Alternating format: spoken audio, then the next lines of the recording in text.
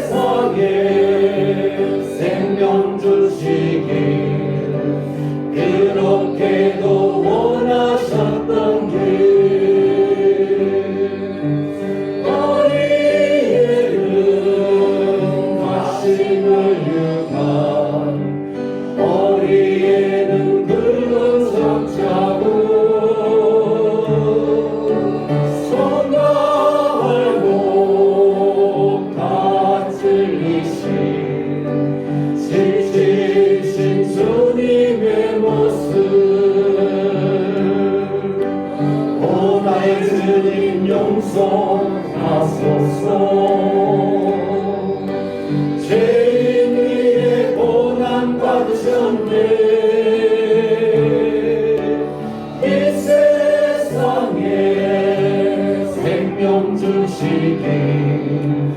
그렇게도 원하셨던 길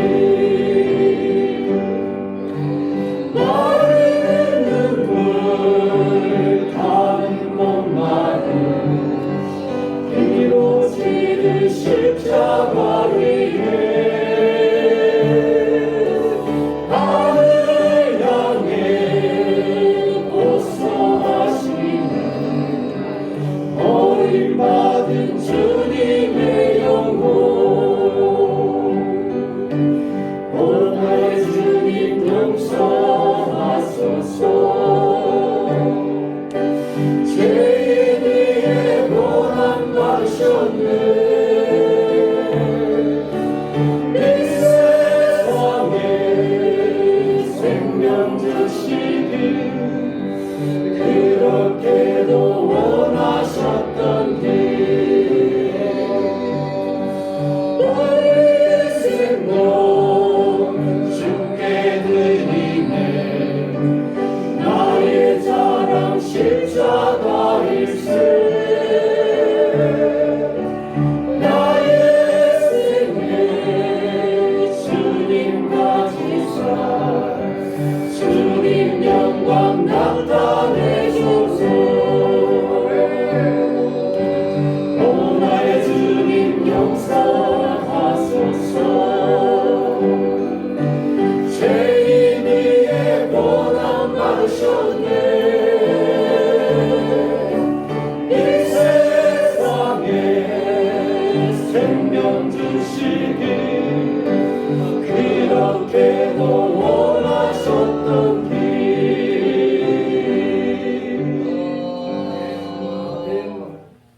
왕의 대관식이라는 제목으로 말씀을 받으려고 합니다.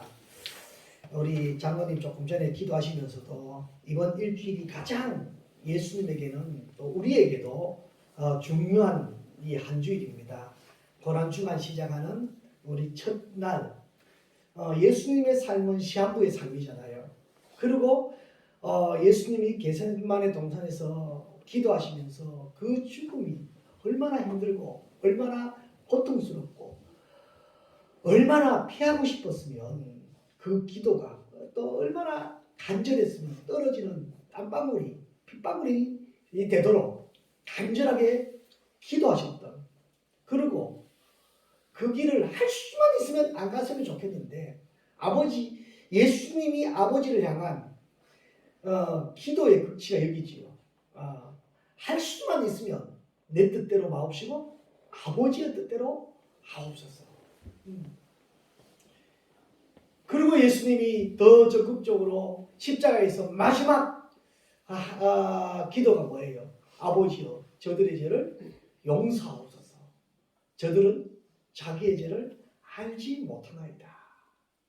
하이라이트죠. 그런데 오늘 예수님은 이미 십자가의 그 길을 아시고 예루살렘으로 향하는 그 장면이 사실 오늘 장면입니다. 예루살렘에 왜 가셔야 되냐면 예루살렘 그 성전에 그 누가 있어야 될 자리예요. 원래 예수님이 있어야 될 장소입니다. 원래 하나님이 계셔야 될 장소입니다. 여러분 교회 왜 나오셨어요? 교회 사람 보고 교제 나누고 떡 먹고 찬양하고 정신 물론 맞습니다. 그러나 교회에 오셔가지고 우리가 예배를 통해서 하나님을 만나는 것입니다. 교회에 거기에서 하나님 만남이 있어지면 우리는 은혜 받았다고 이야기합니다.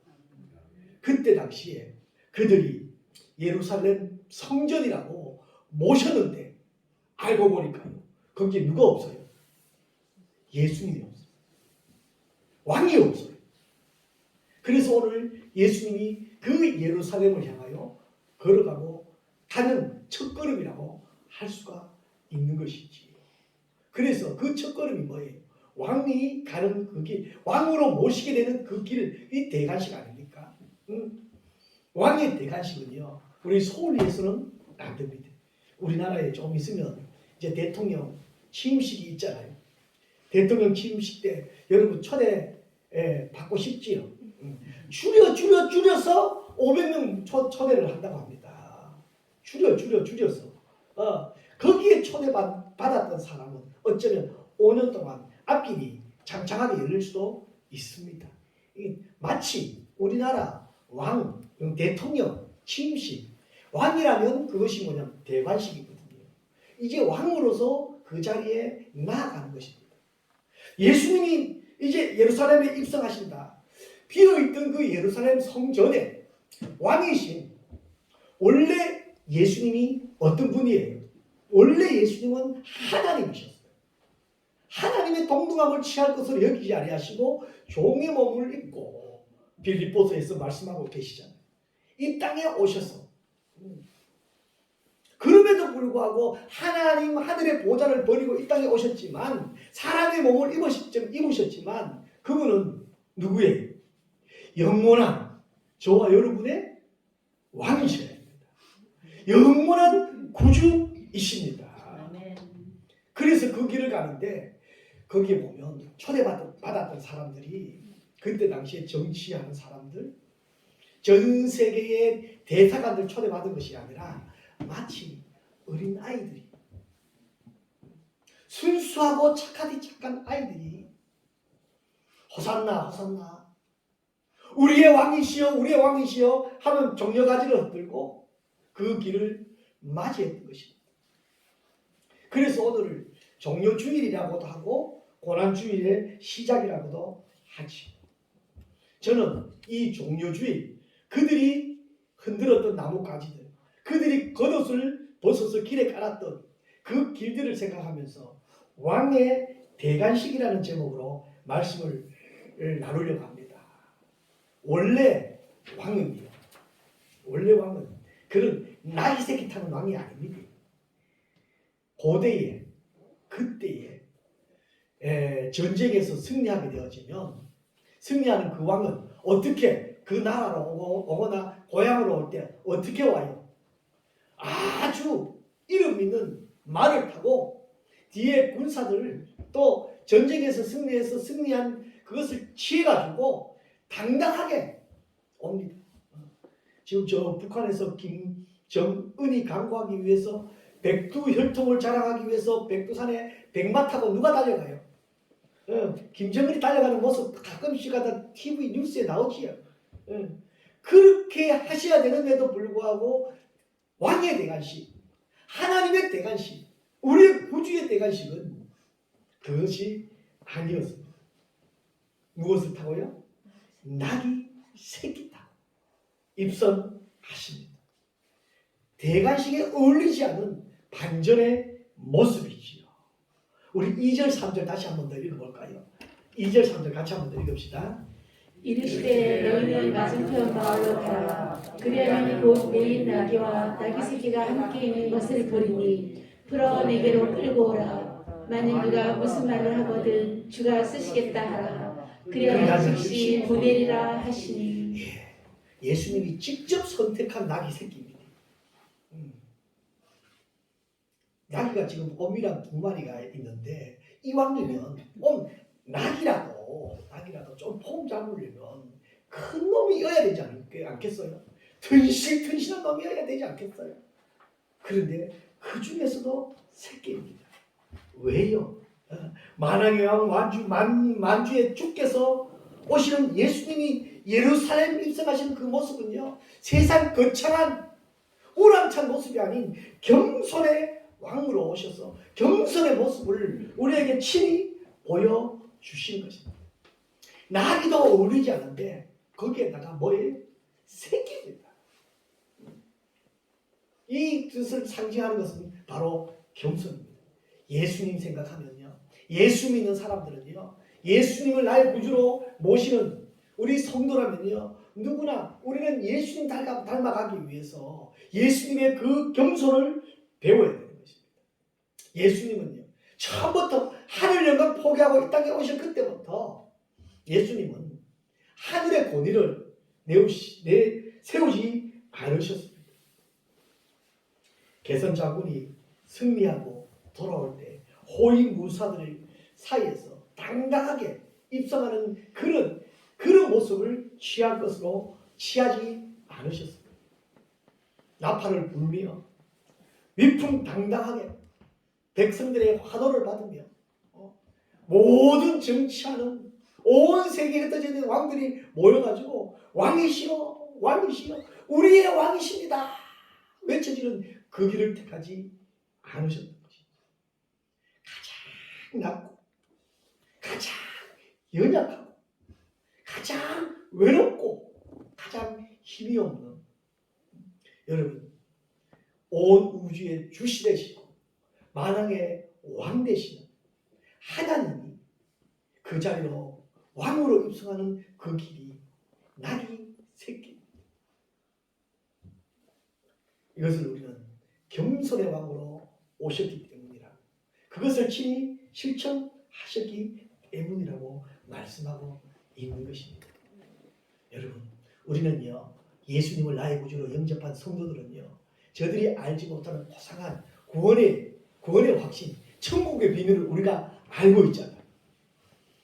알고 있기 때문에 우리는 더 예수님처럼 겸손한 삶이 우리에게 있어야 됩니다.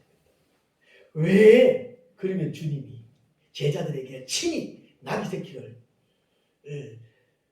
선택하셨을까? 제자들을 보내어서 그 나귀 새끼들을 끌고 오라고 하셨을까? 예수님은요 처음부터 끝까지 이제 다가오는 금요일 되면 십자가를 지시잖아요. 그 골고다가 얼마나 거치고 험하다는 것 주님 너무너무 잘 알고 계십니다. 그 형틀이 얼마나 비참하다는 것 알고 계십니다. 그럼에도 불구하고 주님은 그 길을 선택하셨습니다. 선택한 이유는 하나님의 뜻이기 때문입니다. 하나님의 뜻은요 즉흥적이 아닙니다. 이미 예수님이 지금 겸손의 왕을 선택하기 전, 겸손의 왕으로서 나귀 새끼를 선택하기 전에 520년 전 스가랴 선지자를 통해서 이미 예언해 놓으셨던 그 말씀을 이루기 위함이었습니다. 그때 당시만 하더라도 이미 예수님은 지금 많은 기적들을 이루셨어요. 사람들로 하여금 소문도 좋게 잘 났습니다. 죽은 사람 살리는 기적, 앞 보지 못하는 시각장애인의 눈을 한 번도 걸어보지 못하는 장애인들을 걷기도 하셨습니다. 먹을 것 없냐? 너희들까지 너 그거 내놔라. 그래가지고 오병이어와 같은 기적들을 보여주시면서 하나님의 살아계신들을 그들에게 보였습니다. 많은 사람들로 하여금 예수님이 이제 왕으로서 당당한 입성 가능성이 있는 예수님입니다. 당연히 그 예수님 가는 길에는 환호성이 있어야 됩니다. 왕이 가는 길에는 호의 문사들보다 더한 민중들의 환호가 있어야 됩니다. 지금 나귀 새끼가 아닙니다. 예수님은 나귀 새끼를 타고 싶지만 지금 분위기상 가장 그 지역에 좋은 개선 장군이 승리할 때 타는 그런 말이 대령되어야 됩니다. 그럼에도 불구하고 예수님은 굳이 나귀 새끼를 예언한 것은요, 선택한 것은요, 스가랴 선지자의 예언이 그때 이루어집니다. 예수님이 선택하기 전 약 520년 전 말씀하셨던 그 말씀, 우리 스가랴서 9장 9절 같이 한번 읽어볼까요? 같이 한번 더 읽어보십시다. 시온에 따라 크게 기뻐할지어다. 예루살렘에 따라 즐거이 부를지어다. 보라, 내 왕이 내게 임하시나니 그는 공의로우시며 구원을 베푸시며 겸손하여서 나귀를 타시나니 나귀의 작은 것 곧 나귀 새끼니라. 아멘. 이 지금 마태복음 사건하고요, 스가랴 선지자가 지금 예언한 이 사건하고는요 한 520년의 간격이 차이가 납니다. 약 한 500년의 차이입니다. 정확하게. 그리고 예수님은 여기서도 구원을 베푸시며 겸손하여서 나귀 새끼를 타고요. 지금 군중들이 환호하는 이 환호성을 뒤로 하고요, 왕의 새끼를, 나귀 새끼를 타시는 모습입니다. 무엇을 가리킨다고요? 겸손입니다. 겸손. 예수님은 이 땅에 오셔서요 한평생 낮은 자리를 찾으셨습니다. 외면자 당하는 이웃을 찾으셨습니다. 고아와 가부의 친구가 되어주셨습니다. 마지막까지 제자들을 보내어서 나귀 새끼를 택한 것은 그 제자들에게 그 겸손을 가르쳐주고 싶으셨던 것입니다. 그것도 부족해서요. 요한복음 13장에 섬김의 모습으로 누구를 섬겨요? 제자들을 섬깁니다. 제자들. 우리 요한복음 13장 5절 우리 한번 5절 먼저 한번 읽어볼까요? 같이 읽어보십시다. 이에 배에 물을 떠서 제자들의 발을 씻으시고 그 부르신 수건으로 닦기를 시작하여. 아멘. 여러분 혹 남편들이요 아내 발을 한번 씻겨 들여보셨습니까? 아내들이요 남편들의 발을 한번 씻어 주셨습니까? 또 여러분 부모님이나 자녀들 발을 한번 씻겨. 지금요 우리나라의 발은요 신발이 좋아가지고 전혀 그때랑 틀립니다. 상황은 거기는 근동 아시아죠. 특히 거기는 이제 신발이 좋을 때가 아닙니다. 샌들 시대입니다. 어디 남의 집에 들어가려면 가장 먼저 발을 씻어야만 됐던 그 시절입니다. 그런데 예수님께서 친히 물을 떠서 제자들의 발을 씻어 주는 것입니다. 우리 14절 15절도 같이 한번 더 읽어볼까요? 내가 주와 또는 선생이 되어 너희 발을 씻었으니 너희도 서로 발을 씻어주는 것이 옳으니라. 내가 너희에게 행한 것 같이 너희도 행하게 하려 하여 본을 보였노라. 아멘. 예수님의 의도를 이제 아시겠지요. 제자들의 발을 왜 씻겼는지 의도를 아시겠지요. 제자들의 발을 씻기면서 예수님이 하신 말씀이 뭐예요? 내가 행한 것 같이 너희도 우리가 예수님의 대관식의 말씀을 통해서 보면서 예수님이 왜 위풍당당한 승리의 개선장군처 같은 말을 선택하지 아니하시고 나귀 중에 새끼 겸손을 우리에게 보여주시면서 그리고 예수님은요 내 뜻이 아닌 하나님의 뜻이고 하나님의 말씀을 이루기 위함이라는 것 그리고 섬김을 보여주기 위한 삶을 직접 보여주시면서 하시는 말씀이 뭐예요? 너희도 이렇게 하는 것입니다. 우리 고난 주간에요 한번 주님의 삶을 생각하면서요 예수님이 나에게 바라는 것 내가 이렇게 하면 하나님이 기뻐하시고 내가 이렇게 하면 하나님 영광 돌릴 수 있는 일들이 무엇인지 생각하면서 그것 가지고 고난에 동참해야 되는 것입니다. 그것으로 고난에 동참한다면 이 고난이 주간이요 우리에게는 평생 잊을 수 없는 신앙의 성장 또 믿음이 확신이 생길 것입니다. 예수님의 대관식들의 백성들의 반응을 한번 보십시다. 어떤 반응이었냐? 우리 8절 9절 말씀입니다. 우리 같이 한번 더 읽어보십시다. 8절 9절 말씀입니다. 우리의 대다수는 그들의 겉옷을 길에 펴고 다른 그들 나뭇가지를 베어 길에 펴고 앞에서 가고 뒤에서 따르는 우리가 소리 높여 호산나 다윗의 자손이여 찬송하리로다. 주의 이름으로 오시는 이여 가장 높은 곳에서 호산나 하더라. 아멘. 군중들이요 백성들이 왜 겉옷을 벗었을까요? 왜 겉옷을 벗어서 그 길에 깔았을까요? 존경하고 사랑하는 자들을 향한 최고의 반응입니다. 이것밖에 할 수 없으니까 자기가 들고 있던 겉옷을 그 길에 깔아놓은 거예요. 그리고 그 나귀 위에 떠올려 둔 거예요. 그리고 어린 아이들은 뭐예요? 할 것 없으니까 나무 가지를 꺾어서 호산나 호산나 소리 지르는 것입니다. 우리 구원의 주여 다윗의 자손이여 메시아여 메시아여 우리를 구원하소서 우리를 구원하소서. 앞에서 한 사람이 겉옷을 벗어 깔면서 호산나 호산나 하면 군중들이 따라서 호산나 호산나 이 호산나는 나의 구원의 하나님 구원의 하나님입니다. 메시아여 메시아여 하면 군중들이 메시아여 메시아여 우리를 구원하소서 구원하소서. 얼마나 감격적인 장면입니다. 그런데 그들이 의도가요. 구원의 의도가 우리 죄에서 구원하는 구원의 의도가 아니었던 것입니다. 구원하소서 구원하소서 어디에서 구원해요? 우리를 압제하고 우리를 핍박하는 저 로마 군인들에게서 우리를 구원하소서. 우리는요, 교회 나와서요, 우리의 소원을 하나님께 구하기 전에요, 내가 하나님 앞에 지었던 죄들 있잖아요. 내가 이웃들에게 행했던 죄들을 있잖아요. 이런 것들을 먼저 구할 줄 알고 거기에서 우리가 해방돼야 돼요. 우리를 엉배고 우리를 몰살게 하고 우리를 말살시키는 죄된 생각, 말, 모습, 환경에서 우리가 예수 이름으로 구원을 받아야 됩니다. 대부분 사람들은요, 그때 사람들도 마찬가지입니다. 정치적인 메시아를 환호하고 있습니다. 예수님은 정치적으로 그들을 구원하기 위한 작은 목표가 아니었습니다. 온 인류의 구원이었습니다. 그렇기 때문에 그들의 반응과 관계없이 예수님은 그 길을 가셨던 것입니다.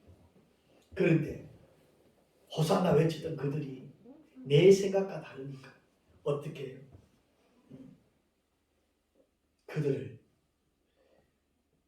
그들이 자기 생각과 정치적인 해방이 아니라는 것을 깨닫는 순간 돌변합니다. 어떻게 돌변해요?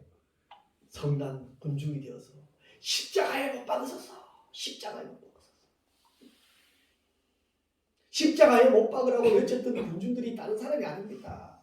겉옷을 벗어서 그 자리를 깔아줬던 그들이 정치적 구원이 아닌 로마 앞에서 구원을 해달라고 자기들은 내 소원이 이루어지지 않으니까 돌변해서 소리 지르는, 십자가에 못 박으라고 소리 지르는 것입니다.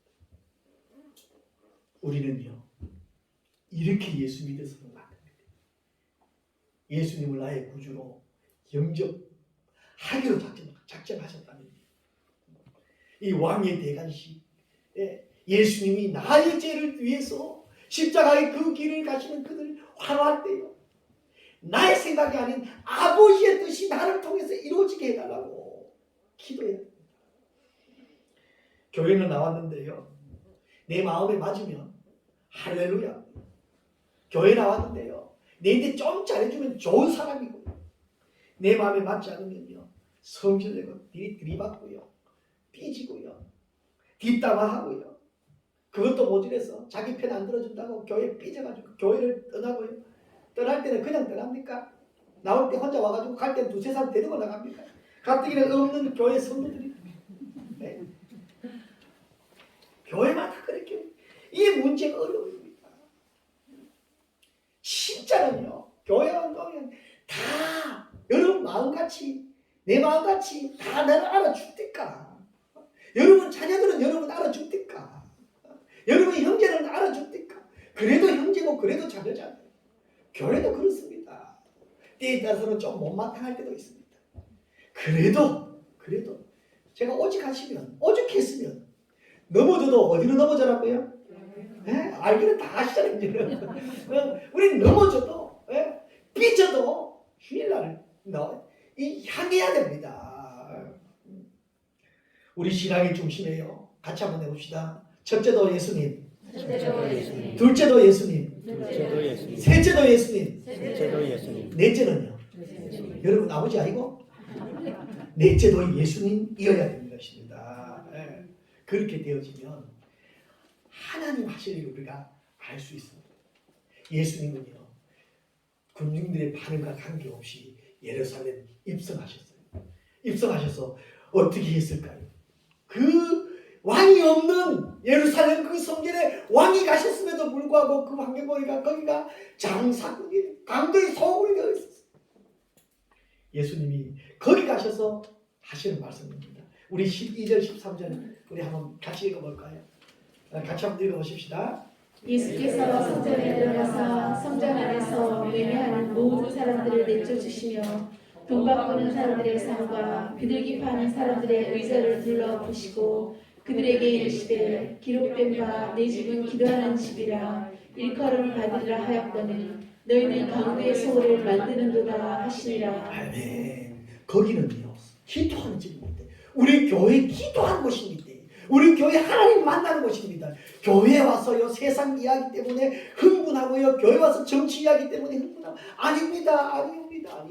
예? 교회 와서요 거기는 기도하는 집으로 만들어야 됩니다. 그러고 나서 예수님이 하신 게 뭐예요? 14절에 보니까요 이렇게 하셨어요. 14절 우리 다시 한번 읽어볼까요? 같이 한번 읽읍시다. 레위와 선지자들이 성전에서 예수께 나오매 고쳐주시니 아멘. 거기서 고쳐주시는 거예요. 교회는요 어떤 사람이 와도 어떤 사람이 여기서 대표적이지만요 맹인이고 저는 자고 이게 장애인들 아닙니까? 세상에서 소홀히 당하던 이 사람들 아닙니까? 예수님은요 그 나름대로 장사 꽤나 한다고 돈이나 꽤나 번다고 교회 와가지고 큰 소리 땅땅 치고 폼 잡던 사람 상을 엎으시고요 나무래지고요 교회 와서 이렇게 하면 안 된다고 교회는 기도하는 집이라고 말씀하신 후에 맹인들을 찾아갔어요. 맹인을 찾아갔어요. 저는 자를 찾아갔어요. 거기서 고쳐주신 거예요. 할렐루야. 우리 교회는요 영적 병원입니다. 누구나 교회 와가지고요 여러분 이제는 우리가 좀 몇 년 됐잖아요. 내신 성적이 좀 되잖아요. 그러면 누가 와서 하소연하면요 좀 들어주셔요. 좀 들어주시고 좀 위로 좀 해주셔요. 그분들이 뭐 다른 거 해달라는 건 아닙니다. 얼마나 힘들겠어요. 한마디만 해도 눈물을 푹푹 쏟았어요. 다른 사람이 아니고 다른 사람 같으면 진짜 죽었을 건데 집사님이니까 그래도 이렇게 산다. 그 한마디에 회복됩니다. 예수님 겸손의 왕으로 오셨습니다. 말씀대로 사셨습니다. 그리고 섬겼습니다. 그리고 어떻게 성전 안에서 치유하셨습니다. 회복시켰습니다. 그것을 우리가 배웠어요. 이 고난 주간이고 예수님의 그 사랑 생각하면서 그것으로 묵상하며 예수님 닮아가는 귀하고 복된 한 주 되시기를 주님의 이름으로 축복합니다. 기도하겠습니다. 이제는 우리 주 예수 그리스도의 은혜와 하나님 아버지의 크고 놀라우신 사랑과 성령님의 감화 감동 위로 교통 충만하신 은혜가 예수님의 행적을 따라서 또 예수님의 모습을 따라서 겸손하기를 다짐하는 또 섬김을 실천하기를 다짐하는 우리 사랑하는 성도들 머리 위에와 가정 위에와 손으로 하는 모든 일들 위에 이제로부터 영원토록 함께 있을지어다. 아멘.